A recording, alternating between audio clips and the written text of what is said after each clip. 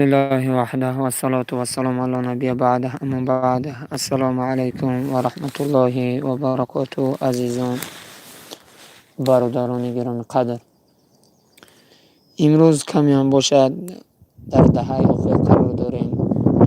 ماهی پرفیض پر برکت ماه شریف رمضان است. کمی هم که باشد در بیان فضیلت قرآن و حفظ قرآن و خواندن قرآن و عمل کردن به قرآن و توفیق الله مهربان کمی هم باشد بیان کنیم.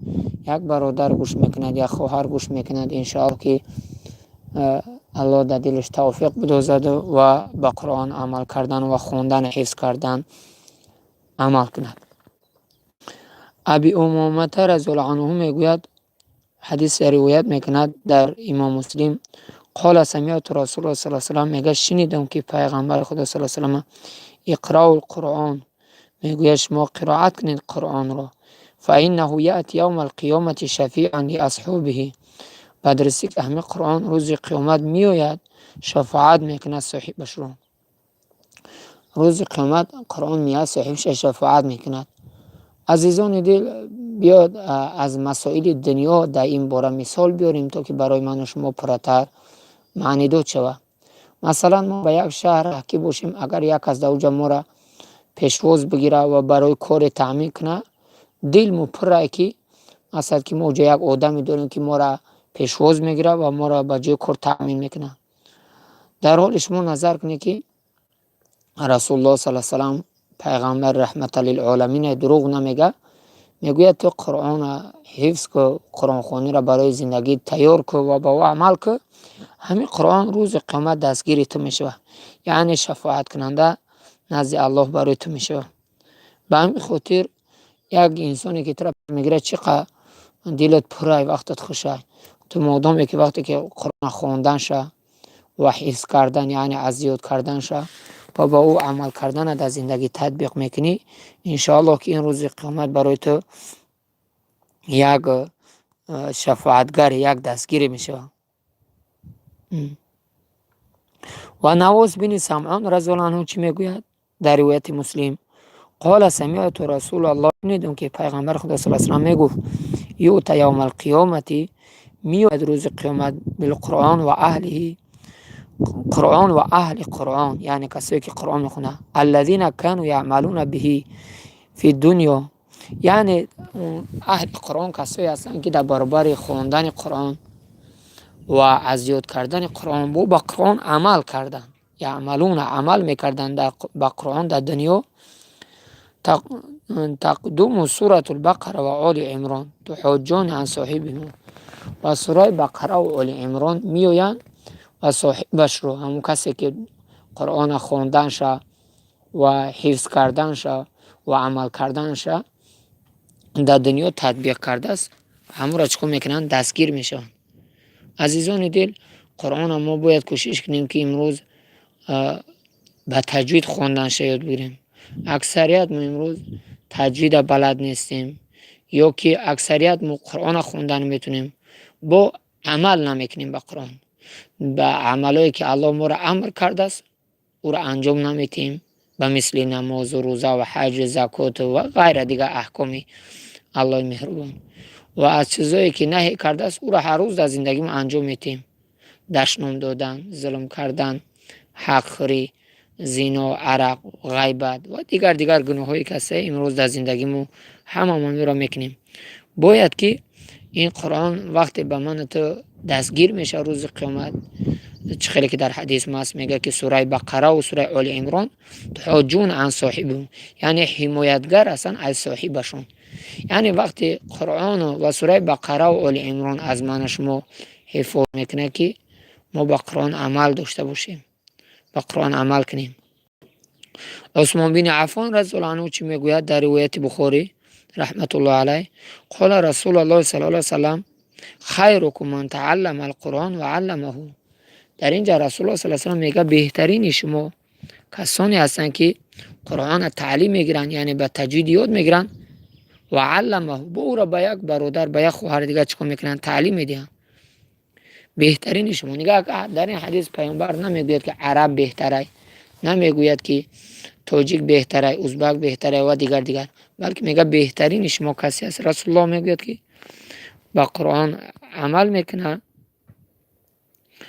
قرآن چکو میکنه، تعلیم میگیره، یاد میگیره، با تجوید طرز درست خوندنش یاد میگیره و با دیگران او را چکو میکنه، یاد میده. او را با دیگران چکو میکنه، یاد میده. به همین خاطر عزیزان دل کوشش کنیم که در زندگی با قرآن عمل کردن در زندگی مون چکو کنیم، تطبیق کنیم. عمر بن خطاب رضی الله عنه در روایت مسلم چی میگه؟ ان نبی صلی الله علیه و سلم گفت، پیغمبر خدا صلی الله علیه و سلم قال ان الله یرفع بهذا الكتاب اقواما و یضع به آخرین. پیغمبر صلی الله علیه و سلم در این حدیث میگوید که ابن عمر، حضرت عمر رضی الله عنه روایت میکنه، میگوید که الله مهربان با سبب قرآن یک گروه انسان ها را عزت میده، یعنی بالا مرتبه میکنه، و یک گروه انسان ها را ذلیل میکنه و یضع به آخرین، یعنی وضع میکنه، یعنی پایون میکنه، ذلیل میکنه یک گروه انسان ها را. او انسان هایی را که الله مهربان به سبب این قرآن عزت میده، اونها کسانی هستند که به قرآن عمل کردن.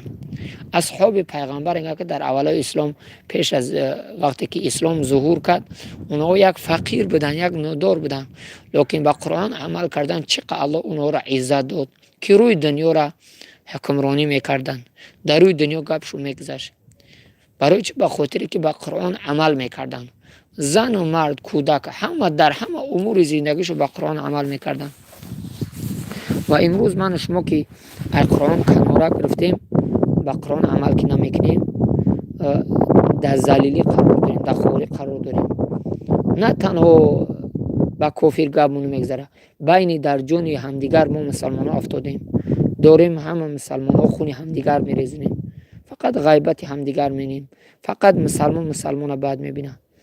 به چه خاطر؟ به خاطر که ما قرآن ترک کردیم، به قرآن عمل نکردیم. ما قرآن که ترک کردیم، ما مثل هم کافرها الله خور و ذلیل میکنه. به همین خاطر کسی که رسول الله صلی الله علیه و سلم میگه الله مهربان به سبب قرآن را عزت میده، اونها کسی هستند که عمل کردن. و یضع به آخرین، و گروهی را که قرآن پس سر پرتافتن به قرآن عمل نکردن، اونها را خار میکنه.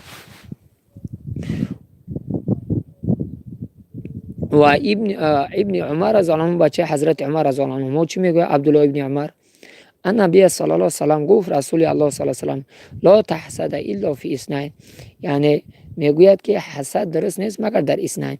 اینجا حسد عزیزان دل به معنای غیبت خوردن است. حسد در هیچ حالت ممکن نیست. اینجا غیبت، به خاطر که حسد چیزی را میگوین که مثلا حسد میخوری که الله همون را نمیداد، همون چیزا او مرا میداد، یعنی همون خونه را همون را نمیداد و مرا میداد، ماشین او را نمیداد و مرا میداد. این را حسد میگن. این حسد جایز نیست مگر غیبت خوردن درسته.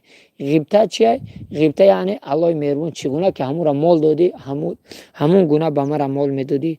الله مهربان چگونه که همون را علم دادی، همون گونه به مرا علم میدادی. این را غیبت میگن. میگوید همین غیبت خوردن در دو چیز درسته. در چی؟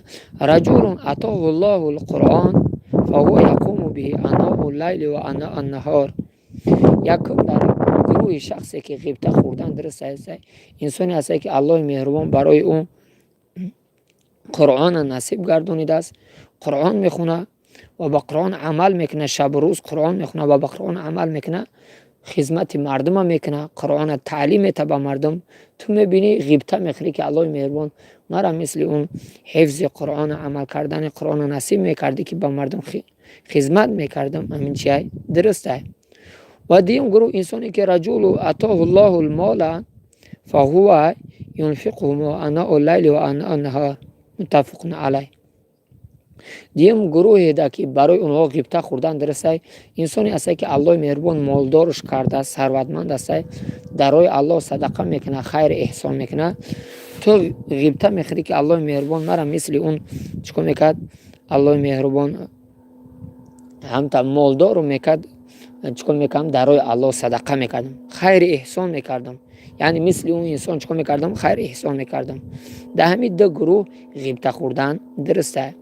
ابن مسعود رضی الله عنه چی میگه؟ قال رسول الله صلی الله علیه و سلم من قرأ حرفا من الكتاب الله فله حسنة والحسنة بعشر أمثالها لا أقول ألف لام حرف ولكن ألف حرف ولام حرف ومیم حرف. رواه ترمذی و قال حدیث حسن صحیح.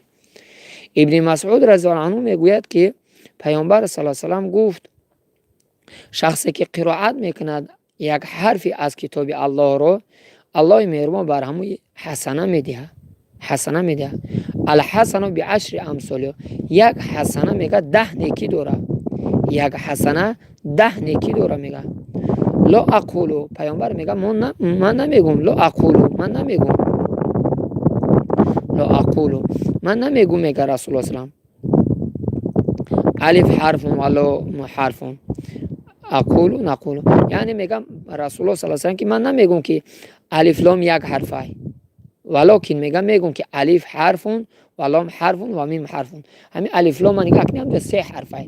همون 3 حرف پیغمبر میگه که من یک حرف نمیگم، بلکه الفش یک حرفه، لامش یک حرفه، میمش یک حرفه.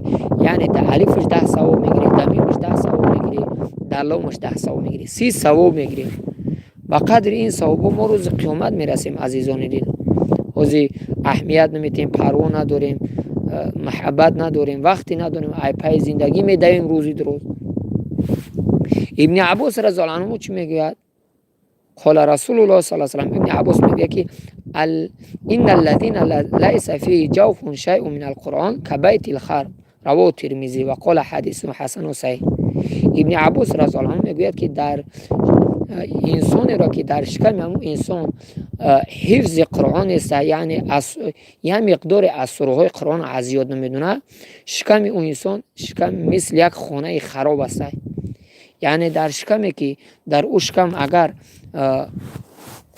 هیچ آیت از قرآن حفظ نباشه، یعنی انسان مسلمان چند مقدار از قرآن اگر از یاد ندونه، شکم اون انسان مثل یک خانه خراب است، مثل یک خانه ویرانی که در اوجا نه آدم زندگی میکنه نه با یک کس در کار است. اون خانه مثل همون است. وقتی که در او شکمی که علاقه قرآن، حفظ قرآن نباشه، از یاد قرآن نباشه، علاقه او شکم خانه شیطان میشه و خانه جن شیاطین میشه. برای چه امروز اکثر انسان ها جنواره میشن، دیوانه میشن، کسل روحی میشن؟ به خاطر که از قرآن حفظ نمیدونن و با قرآن عمل نمیکنیم. به همین خاطر عزیزان دل یک وقتایی را جدا کنیم. ما نمیگیم که پای زندگی ندوی، فقط علم دنیا را نگیری یا که کار نکنی. نه، برای کار و زندگی پیش بردن شرطه، پیش بره و علم دنیا را بگیری و یک مقدار وقت جدا کنی که از قرآن با خبر شه، از مقدار قرآن از یاد کنی و با قرآن عمل کنی و گوش کنیم. مفسرای هستن، عالمای هستن که شبانه روز خدمت میکنن، در شبکه‌ها دارن تفسیر قرآن میکنن. ما گوش کنیم، عمل کنیم تا که الله مهربان ما را از اون جمله بندگان بگرداند که عزت بیابیم، یعنی درجه بالا را در نزد الله مایل گردیم. و دعا میکنیم که الله متعال در این لحظه زندگی همه من و شما را در از یاد کردن قرآن و در به تجوید خواندن قرآن و در عمل کردن با قرآن، چه مردای مسلمان و چه زنهای مسلمان و در همه خاندان مؤمن مسلمان، الله مهربان قانون اسلام و قانون قرآن حکم فرماید و الله مهربان این صدقه جاریه را در نامه اعمال من و شما نوشته بگرداند. اللهم صل علی محمد و علی آل محمد کما صلیت علی ابراهیم و علی آل ابراهیم انک حمید مجید. اللهم بارک علی محمد و علی آل محمد کما بارکت علی ابراهیم و علی آل ابراهیم انک حمید مجید. السلام علیکم و رحمت الله و برکاته.